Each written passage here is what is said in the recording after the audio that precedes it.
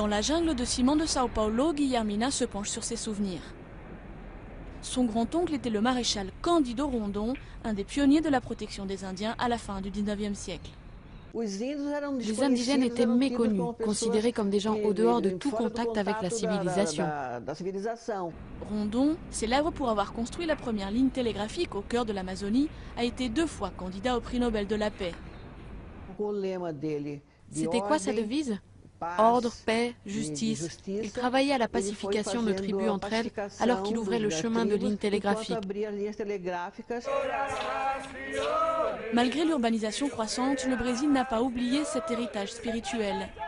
Et chaque année, le 19 avril, célèbre la journée de l'Indien.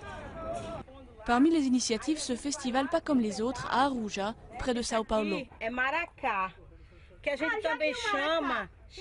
L'occasion pour les visiteurs de la ville de mieux connaître la culture indigène.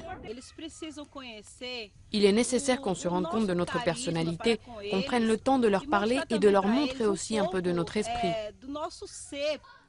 J'ai appris beaucoup avec eux. J'ai appris à danser, à chanter.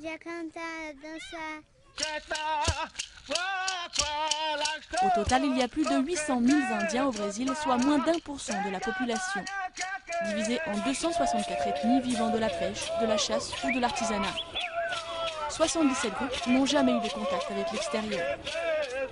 Certains sont menacés d'extinction, mais tous se battent pour la défense de leur environnement, menacés par l'appétit de grands propriétaires terriens.